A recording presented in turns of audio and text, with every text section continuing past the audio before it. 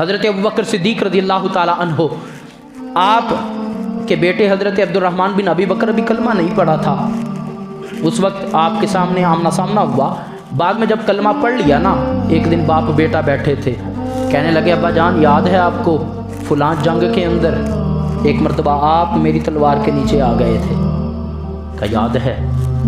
کہا میں نے آپ کو باپ سمجھ کے چھوڑ دیا تھا، میں نے آپ کو میری جنگ کے اندر تلوار نیچے آ گئے تھے، میں نے باپ سمجھ کے چھوڑ دیا تھا۔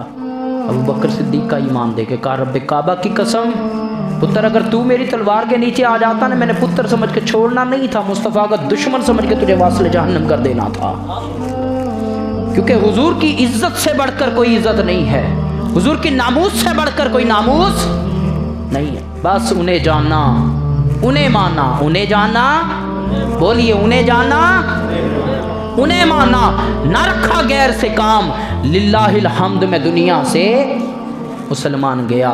کہا تیرے عشق کی انتہا چاہتا ہوں، میری سادگی دیکھ میں کیا چاہتا ہوں۔ اور کہا کرتے تھے یہ جنت مبارک رہے زاہدوں کو، یہ جنت مبارک رہے زاہدوں کو، کہ میں آپ کا سامنا چاہتا ہوں، کہ حضور قبر کے اندر آؤں تو بس آپ کا دیدار نصیب ہو جائے۔ میرے حضور کا جب وصال ہوا، میں آج صبح بیٹھ کر یہ جملے سوچ رہا تھا کہ آج ہم سے ایک بابے کا جانا برداشت نہیں ہو رہا، کروڑوں لوگ تڑپ گئے ہیں، پوری دنیا کے اندر کوہرام مچ گیا عاشقان مصطفیٰ کے اندر کہ کوئی اور نہیں گیا، مصطفیٰ کا سچا دیوانہ چلا گیا۔ میں صبح بیٹھا یہ سوچ رہا تھا، رو بھی رہا تھا کہ آج ہم لوگ ایسے بے بس ہوئے پڑے ہیں کہ ہمارے بس کے اندر کچھ نہیں، کہ ہم نے کچھ نہ کیا نہ کچھ کر سکتے ہیں، کمزور ہیں، ناتواں ہیں۔ یار جس وقت میرے مصطفیٰ دنیا سے گئے تھے، صحابہ کے اوپر اس وقت کیا بیتی تھی؟ آج ایک عاشق دنیا سے جائے تو یہ حال ہے، جب میرے حضور گئے تھے صحابہ پہ کیا گزری؟ حضرت بلال حبشی رضی اللہ عنہ مدینہ چھوڑ دیا، سامان باندھ کے بیٹھ گئے۔ پوچھا چاچا جان آپ کدھر جا رہے ہیں؟ کہا ان گلیوں کے اندر بلال چل نہیں سکتا، کہا ان گلیوں کے اندر چلوں گا تو مصطفیٰ کا چہرہ نظر نہیں آئے گا، اب جی کرتا کہ یہاں سے دور چلا جاؤں۔ اس دن کے بعد وقت وصال تک بلال حبشی نے زندگی میں کبھی نیا سوٹ نہیں پہنا، کبھی اپنے آپ کو سنوارا نہیں۔ کیوں؟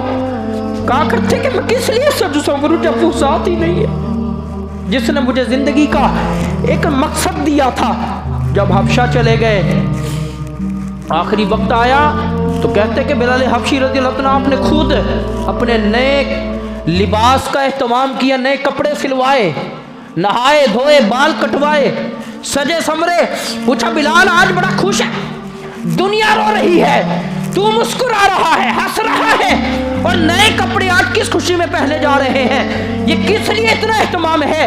کہ اس لیے کہ جس کے لیے ساری زندگی بلال تڑپتا رہا ہے، آج وہ وقت قریب ہے کہ ادھر جان نکلے گی، ادھر محمد عربی کا دیدار نصیب ہو جائے گا، ادھر میرے مصطفیٰ کا دیدار ہوگا۔ بابا کیوں نہ کہیں کہ گر پڑ کے یہاں پہنچا، مر مر کے اسے پایا، چھوٹے نہ الہی اب سنگے درے جانا نہ